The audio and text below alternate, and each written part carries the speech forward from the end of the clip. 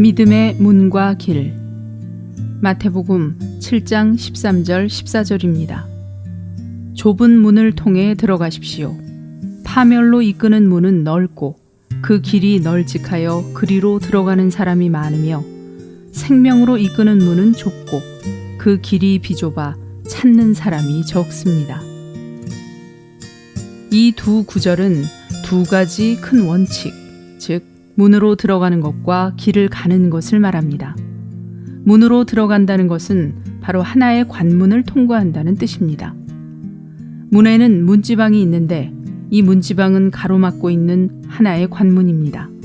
그것을 넘어서면 문으로 들어가게 됩니다. 곧 전에 보지 못했던 영역 안으로 들어가게 되는 것입니다.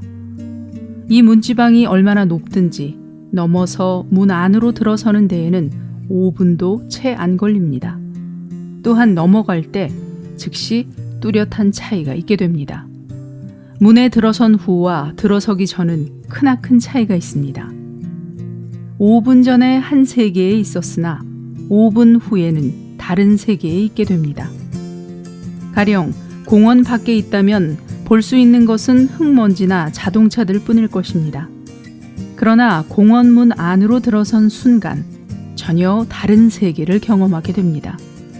그리스도인은 통과해야 할 관문이 있을 뿐 아니라 또한 가야 할 길이 있습니다. 믿음의 행위와 믿음의 태도됨. 믿음은 우리가 길을 가는 원칙입니다. 믿음은 하나의 문이자 길입니다. 영적인 체험이 있는 사람이라면 믿음에는 믿는 것과 의지하는 것이라는 두 방면이 있음을 알 것입니다. 믿음에는 행위와 태도의 차이가 있습니다. 한 번의 믿음이 바로 관문을 통과하는 것입니다. 이것에 이어서 오랫동안 의지하는 것이 바로 전진하는 것입니다. 한 번 전일하게 믿음의 행위를 갖는 것이 바로 문으로 들어가는 것입니다.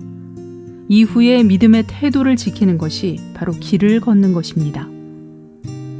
모든 영적인 복은 그리스도 안에 있음. 우리가 믿는 것들 중에서 중요한 한 가지는 바로 그리스도 안에 있다는 사실입니다. 하나님은 우리를 구원하셔서 그리스도 안에 넣으셨습니다. 이것보다 더 높은 것은 없습니다. 죄의 사함이 그리스도 안에 있고 의롭다 하심도 그리스도 안에 있으며 거룩하게 되는 것도 그리스도 안에 있습니다. 모든 영적인 복이 그리스도 안에 있으며 모든 것이 다 그리스도 안에 있습니다. 그리스도 안에 있는 것이 어떤 은혜보다 더욱 높습니다. 하나님께서 우리에게 주신 모든 것들은 다 그리스도 안에 있습니다. 이제 문제는 어떻게 그리스도 안에 있느냐입니다. 허드슨 테일러는 이기는 생활을 사모했습니다. 그는 모든 것이 그리스도 안에 있다는 것을 알았지만 그분 안에 거하려고 발버둥을 쳤을 뿐 이루지 못했습니다. 오히려 그는 자신이 늘 그리스도 밖으로 나가는 것 같다고 말했습니다. 어느 날 하나님께서 그가 이미 그리스도 안에 있다는 계시를 보여주셨습니다. 그는 어떻게 해야 그리스도 안에 있을 수 있느냐를 구할 필요가 없었습니다. 그는 거듭난 사람이므로 이미 그리스도 안에 있는 사람이었습니다. 그의 필요는 다만 이 사실 안에서 안식하는 것이었습니다. 이것은 그에게 믿음의 문이었고 그는 문 안으로 들어갔습니다.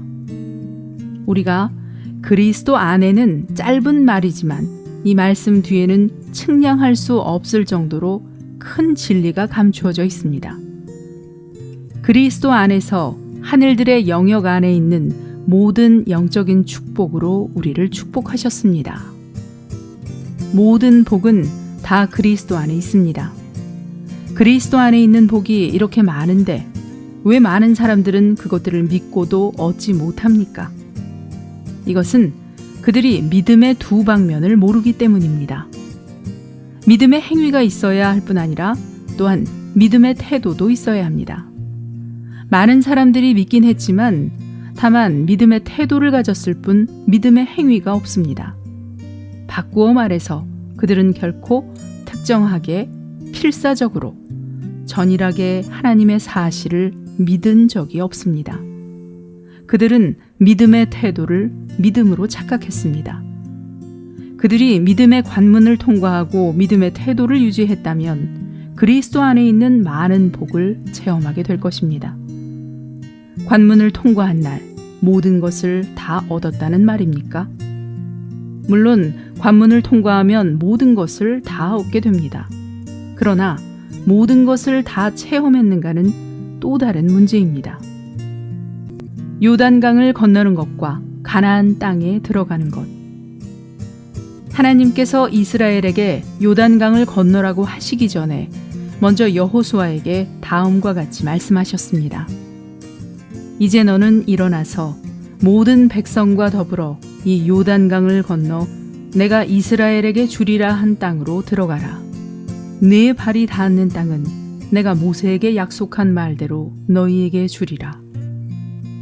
그들이 요단강을 건너기 전에 하나님은 벌써 그들에게 가나안 땅을 주신다고 약속하셨습니다. 그러므로 그들은 건너가기만 하면 되었습니다. 그들은 하나님의 말씀을 붙잡고 요단강을 건넜습니다. 그러나 그들이 요단강을 건넜다고 해서 모든 땅을 즉시 얻었습니까?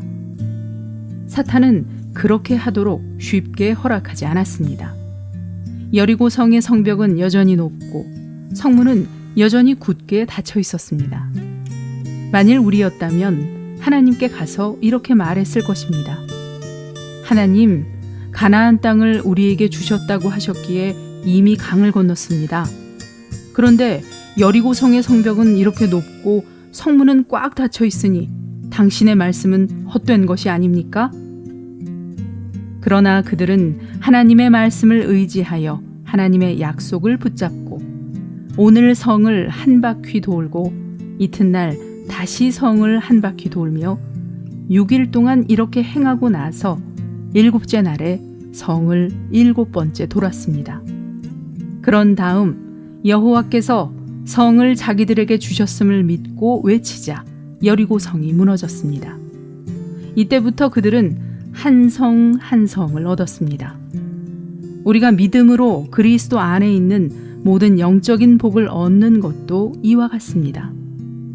이는 마치 아버지가 죽기 전에 부동산 권리 증서를 아들에게 줄 때 아들이 그 증서의 기록대로 토지를 찾아 재산을 관리하는 것과 같습니다.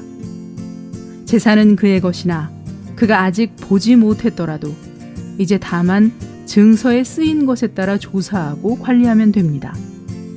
권리 증서를 받는 것이 바로 믿음의 행위, 곧 믿음의 문이요. 권리 증서의 내용을 누리는 것이 바로 믿음의 태도, 곧 믿음의 길, 곧 진보입니다. 믿음의 교리를 아무리 많이 들었어도 소용이 없습니다.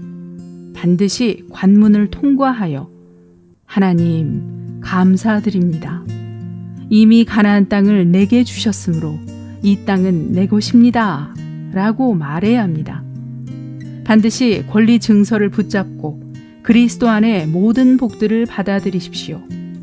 그런데 자신에게는 시기와 교만과 정욕이 있고 또 사랑도 없고 겸손도 없고 온유함도 없다고 느끼고 주님께 구출해달라고 1번, 2번, 심지어 10번이나 구할 것입니다. 그러나 주님께서 그리스도 안에 있는 풍성을 당신에게 계시하실 때 그런 구함이 어리석었다는 것을 보게 될 것입니다. 주님은 내 은혜가 내게 족하도다 라는 말씀을 보여주실 것입니다. 주님은 내가 거룩함이요 내가 온유요 내게는 각양 은혜가 충만하다 라고 말씀하십니다. 모든 것이 그리스도 안에 있습니다. 그리스도 안에 있는 풍성을 보아야만 관문을 통과할 수 있습니다. 그런 뒤에야 믿음의 길을 가면서 그리스도 안에 있는 은혜를 점점 더 많이 체험할 것입니다. 이 오디오 메시지는 한국복음서원에서 출간한 워치만 리 전집 10권 내용입니다.